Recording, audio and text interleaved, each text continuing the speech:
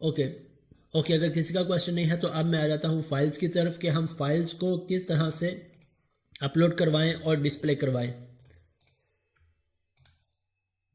Files के लिए भी मैं यहाँ से आके एक इनपुट टैग क्रिएट कर लेता हूँ। ये मेरे पास इसकी डिप थी और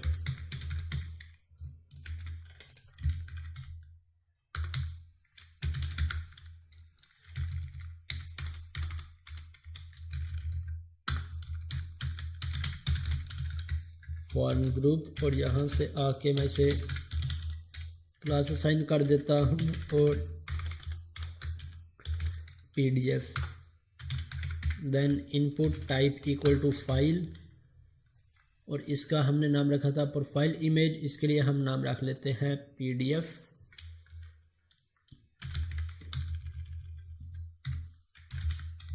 पीडीएफ नाम रख लें, कोई भी नाम रख लें जो हमें आसान लगता हो, हम वो नाम यहाँ से रख सकते हैं। फिल वक्त हमारी रिक्वायरमेंट है कि हम इस पे फंक्शनैलिटी को इम्प्लीमेंट कर लें और पीडीएफ।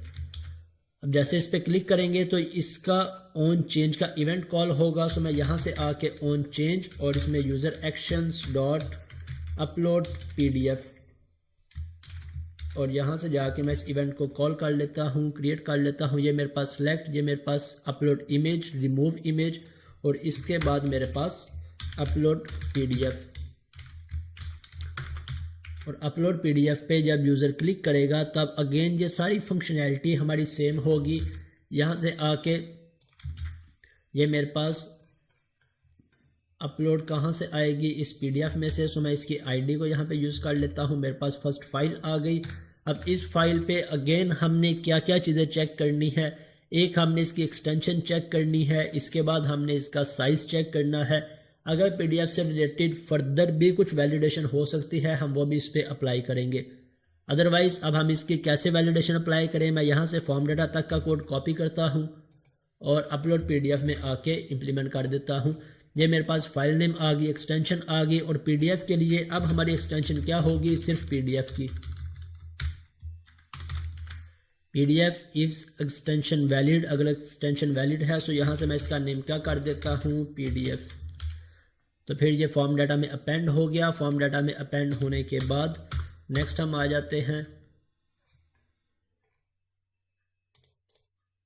नेक्स्ट हमने इसे अब डेटाबेस के अंदर सेव करवा देना है। सो यहाँ से आके मैं सारे कोड को कॉपी करता हूँ और इसके अंदर पेस्ट कर देता हूँ। अब हम अपलोड इमेज और अपलोड पीडीएफ दोनों फंक्शन अलग अलग डिफाइन करने की बजाय एक फंक्शन में भी तो मैनेज कर सकते हैं।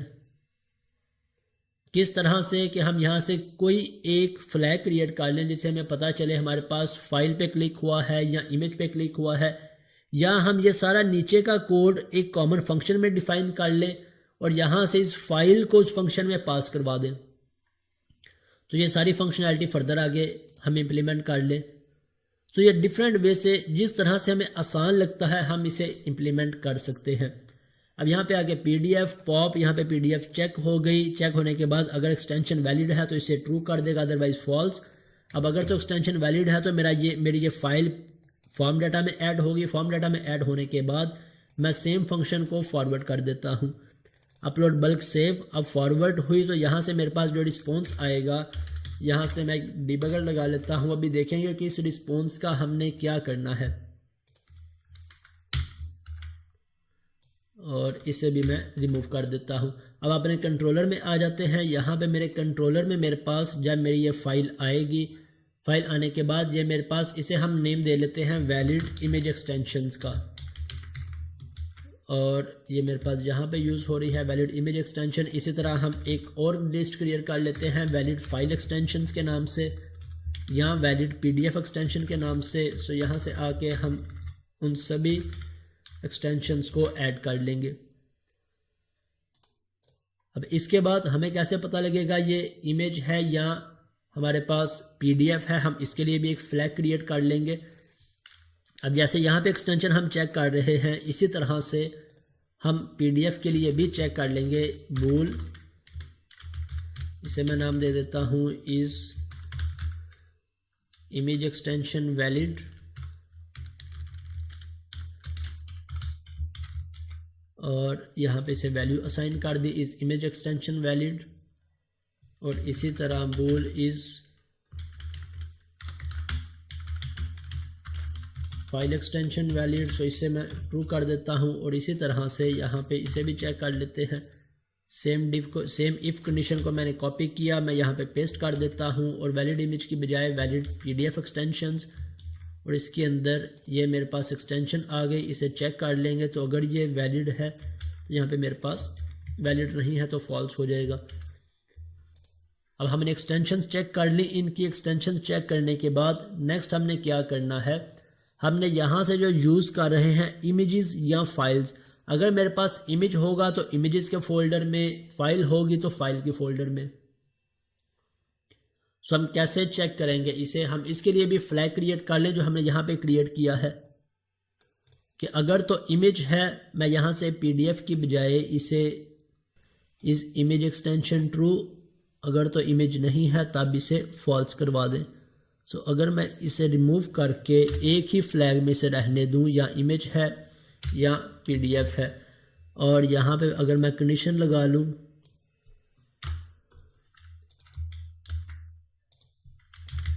मैं यहाँ पे इनलाइन कंडीशन यूज़ कर लूँ इमेज वैलिड है, तब मेरे पास कौन सा फोल्डर क्रिएट कर ले, इमेजेस का, एल्स PDFs का। यहाँ पे मेरे पास एरर आ गया है, if image extension valid double equal to true. यहाँ पे किस चीज़ का मेरे पास एरर आ रहा है, मैं इसे किस तरह से फिक्स करूँ अभी। cannot implicitly convert string to bool, यहाँ पे आके क्या लॉजिकल मिस्टेक कर रहा हूँ मैं।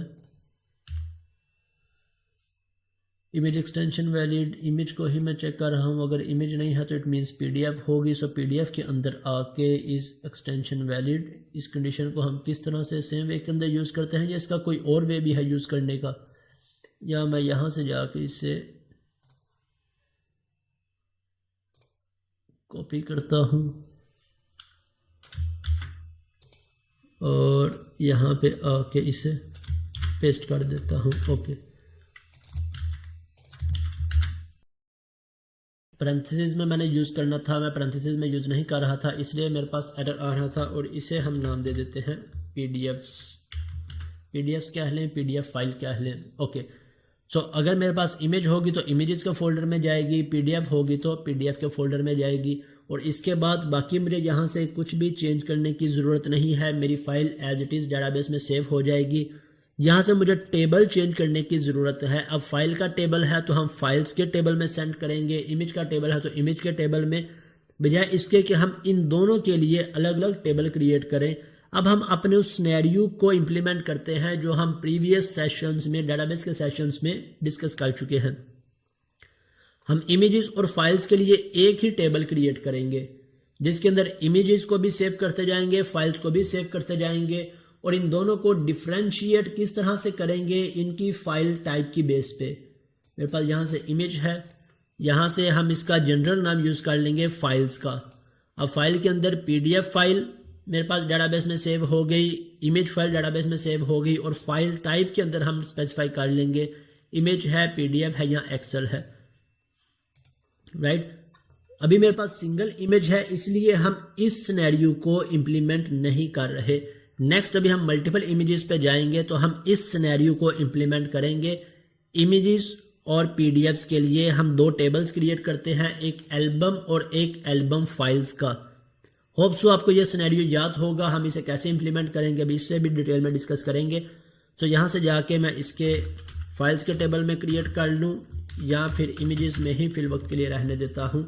और अब मेरे पास इसकी फाइल टाइप क्या आ जाएगी, सेम कंडीशन मैं यहाँ से यूज़ कर लेता हूँ। इसे कॉपी किया और अब फाइल टाइप मेरे पास अगर इमेज होगा तो मैं इसे फाइल टाइप इमेज आ जाएगी, PDF होगी तो फाइल टाइप PDF आ जाएगी, राइट। सो मेरे पास इमेज के फोल्डर में सेव हो जाएगा और यहाँ से रिकॉर्ड मेरा रिटर्न होगा तो मेरे पास फाइल पाथ और इसकी ID भी आ जाएगी। अब ये दोनों IDs मैं कहाँ पे बाइंड करवा लूँगा, मैं यहाँ से आके इसी के नीचे एक डिव क्रिएट कर लूँगा, input type equal to hidden, और इस हिडन के अंदर मैं इसे बाइंड करवा दूँगा PDF ID, और यहाँ से आके भी PDF ID। जब ये रिक्वेस्ट कंप्लीट होगी मेरे पास डेटाबेस में से रिस्पॉन्स आएगा। सो रिस्पॉन्स डॉट, मेरे पास रिस्पॉन्स डॉट इमेज ID, इसे मैं इस डिव के अंदर बाइंड करवा लेता हूँ।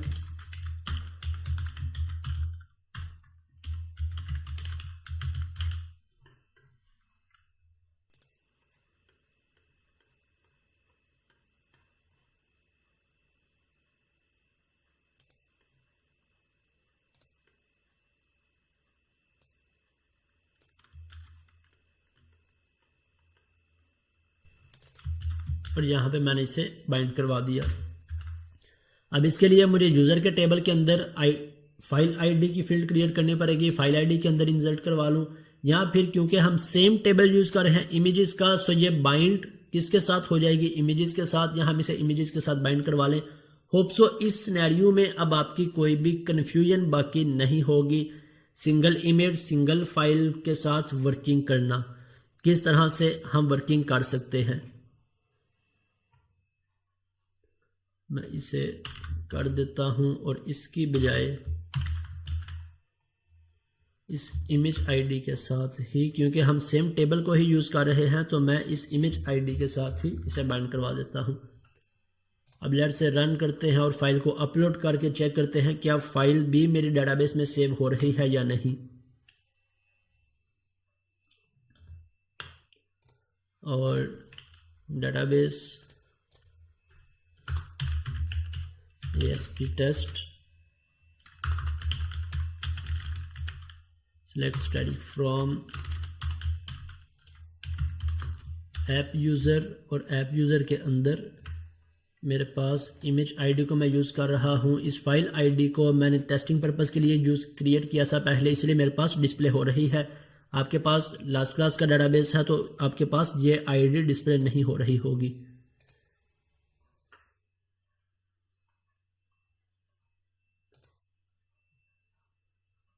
यहाँ से फाइल को चूज़ किया। अब फाइल के अंदर आके मैं लेट से इस फाइल को चूज़ कर लेता हूँ ओपन, और ये फाइल मेरे डिस्प्ले होगी। लेट से चेक कर लेता हूँ मैं डेटाबेस के अंदर डेटाबेस में सेव हुई है या नहीं।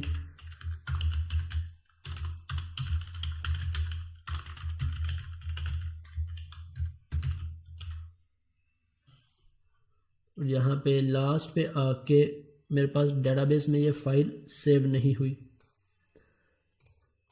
डेटाबेस में फाइल सेव क्यों नहीं हुई, इसे डिबग करके देख लेते हैं। मैं यहाँ से इसका डिबगर हिट करता हूँ।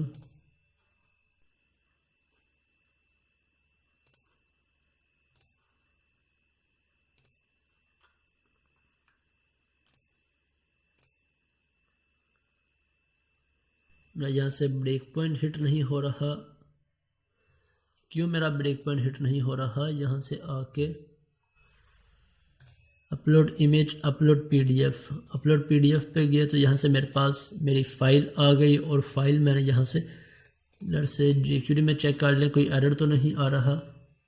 ये मेरे पास दो एरर्स आ रहे हैं। अनएक्सपेक्टेड टोकन, किस जगह पे ये टोकन आ रहा है, और user actions is not defined. Okay, ये टोकन मेरे पास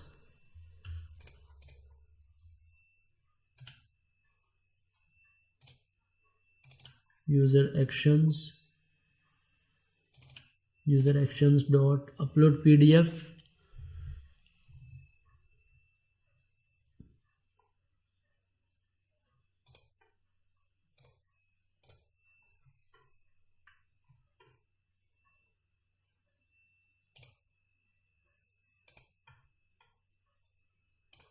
जहाँ से मेरे पास किसी जगह पे इसका एरर आ रहा है।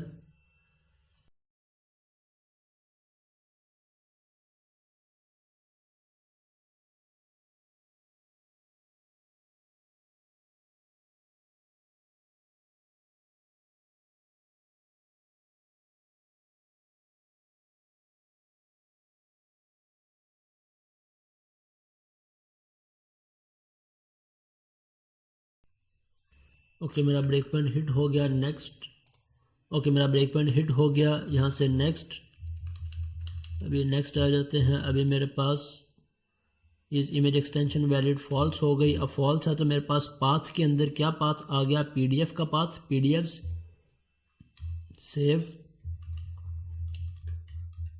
और अभी मेरे पास डेटाबेस में भी सेव हो गई फाइल, सॉरी फोल्डर में सेव हो गई फोल्डर के बाद, और ये मेरे पास डेटाबेस में भी सेव हो गई। अब इसे मैं चेक कर लेता हूँ डेटाबेस में, और यहाँ पे मेरे पास पीडीएफ आ गई, ये सारी पीडीएफ आ गई।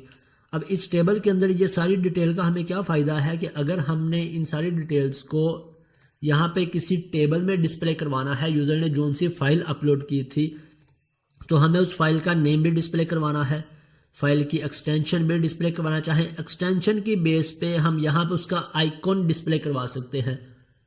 पीडीएफ एक्सटेंशन है तो हम टेबल में उसका पीडीएफ का आइकॉन डिस्प्ले करवा देंगे, इमेज एक्सटेंशन है तो इमेज का आइकन, इसी तरह से फाइल साइज या फाइल टाइप डिस्प्ले करवा सकते हैं। अब यहाँ पे हमारे पास हो गई, मैं कंटिन्यू कर देता हूँ तो मेरे पास फाइल अपलोड हो गई। और अगर मैं इमेज आईडी में आके चेक कर लूँ तो इसकी आईडी भी यहाँ पे बाइंड हो चुकी होगी।